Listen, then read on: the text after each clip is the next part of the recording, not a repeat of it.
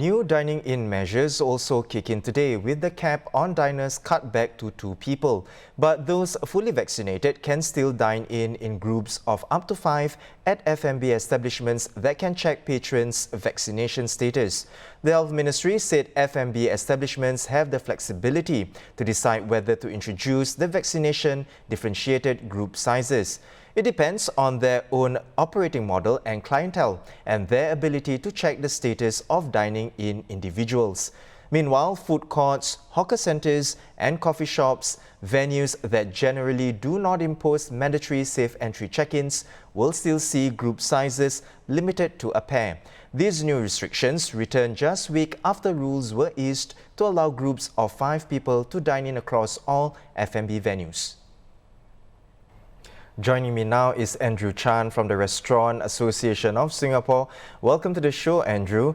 What are the challenges you foresee in implementing and enforcing these new differentiated rules? How have your members prepared for this change? Yeah, thanks for having me here.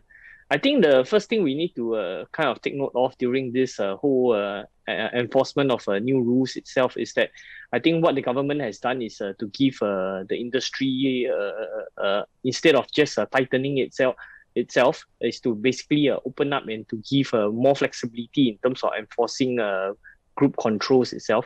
And henceforth, I think that there is this new option in a way to open up more flexible dining options for vaccinated people. But I think with some of the new rules itself, it has in a way kind of created a lot of different confusion within even the industry and even within the enforcement itself, because I think a lot of the rules are quite new, and I think it's kind of difficult to, within a very, very short span of time, kind of like pass it down to the industry as a whole.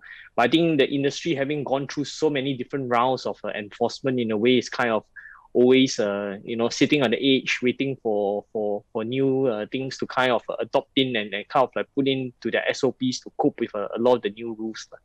Yeah, but I think several things. I think one thing to take note of was that the flexibility to have 5 people is not is an option, and that restaurants that do not feel that they have the ability to control to really look at a lot of these measures do not need to actually enforce it, and actually the rule of 2 is actually still the default rule.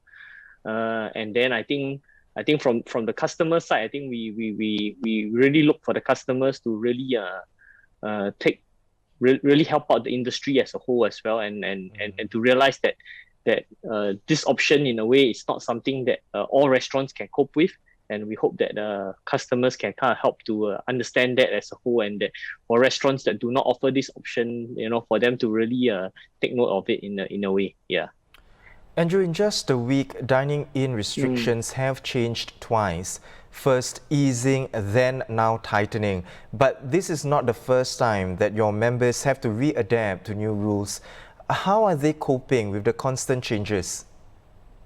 Yeah, I think most of us are kind of like have gotten used to the fact that while we have looked forward to a lot of from tightening, from just purely doing deliveries and takeaway, and I think we're all happy that we kind of like opened up towards 2 packs again. And I think it's unfortunate that now actually we kind of have to move back towards the 2 packs.